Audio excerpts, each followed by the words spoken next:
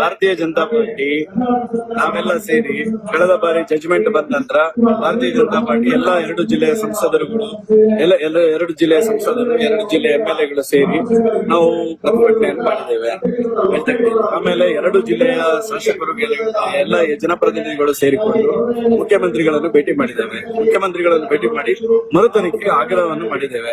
ಮರುತನಿಖೆ ಆಗ್ರಹ ಮಾಡಬೇಕಾದ್ರೆ ಮುಖ್ಯಮಂತ್ರಿಗಳು ಸಾರಾಸಗಟಾಗಿ ಅದನ್ನು ಮರುತನಿಖೆ ಮಾಡಲಿಕ್ಕೆ ಆಗುದಿಲ್ಲ ಹೇಳಿಕೆಯನ್ನು ನಮಗೆ ಎಲ್ಲಾ ಜನಪ್ರತಿನಿಧಿಗಳ ಮುಂದೆ ಮಾಧ್ಯಮದಲ್ಲಿ ಹೇಳಿದೆ. ಸರ್, ಕೋರ್ಟ್ ಜಡ್ಜ್ಮೆಂಟ್ ಅಲ್ಲಿ ಹಾಸ್ಪಿಟಲ್ ಕಮಿಟಿ ರಚನೆ ಮಾಡಬೇಕು ಅಂತ ಹೇಳಿದಾರಲ್ಲ ಸರ್ಕಾರ. ನಾವು ಸರ್ಕಾರಕ್ಕೆ ಮುಖ್ಯಮಂತ್ರಿಗಳಿಗೂ ಮನವಿ ಮಾಡಿದ್ದೇವೆ. ಮನವಿ ಮಾಡಿದ್ದ ಸಂದರ್ಭದಲ್ಲಿ ಈ ರೀತಿಯಾಗಿರ್ತಕ್ಕಂಥ ಹೇಳಿಕೆಯನ್ನು ಸಾಮಾನ್ಯ ಮುಖ್ಯಮಂತ್ರಿಗಳು ಕೊಟ್ಟಿದ್ದಾರೆ. ನಾವು ಇವತ್ತಿಗೂ ಸೌಜನ್ಯರಿಗೆ ನ್ಯಾಯ ಸಿಗಬೇಕೆನ್ನುವಂತ ನಾವು ಹೋರಾಟ ಮಾಡ್ತೇವೆ.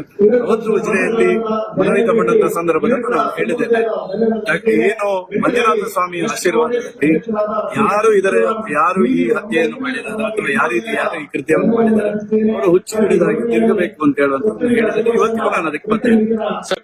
ಭಾರತೀಯ ಜನತಾ ಪಾರ್ಟಿ ನಾವೆಲ್ಲ ಸೇರಿ ಕಳೆದ ಬಾರಿ ಜಜ್ಮೆಂಟ್ ಬಂದ ನಂತರ ಭಾರತೀಯ ಜನತಾ ಪಾರ್ಟಿ ಎಲ್ಲಾ 2 ಜಿಲ್ಲೆಯ ಸಂಸದರುಗಳು ಎಲ್ಲ 2 ಜಿಲ್ಲೆಯ ಸಂಸದರು 2 ಜಿಲ್ಲೆಯ MLA ಸೇರಿ ನಾವು ಪ್ರತಿಭಟನೆಯನ್ನು ಮಾಡಿದ್ದೇವೆ.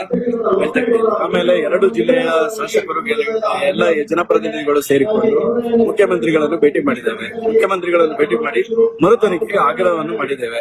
ಮರುತನಿಖೆ ಆಗ್ರಹ ಮಾಡಬೇಕಾದ್ರೆ ಮುಖ್ಯಮಂತ್ರಿಗಳು ಸಾರಾಸಗಟಾಗಿ ಅದನ್ನು ಮರುತನಿಖೆ ಮಾಡಲಿಕ್ಕೆ ಆಗುದಿಲ್ಲ ಹೇಳಿಕೆಯನ್ನು ನಮಗೆ ಎಲ್ಲಾ ಜನಪ್ರತಿನಿಧಿಗಳ ಮುಂದೆ ಮಾಧ್ಯಮದಲ್ಲಿ ಹೇಳಿದೆ. ಸರ್, ಕೋರ್ಟ್ ಜಡ್ಜ್ಮೆಂಟ್ ಅಲ್ಲಿ ಹಾಸ್ಪಿಟಲ್ ಕಮಿಟಿ ರಚನೆ ಮಾಡಬೇಕು ಅಂತ ಹೇಳಿದಾರಲ್ಲ ಸರ್ಕಾರ.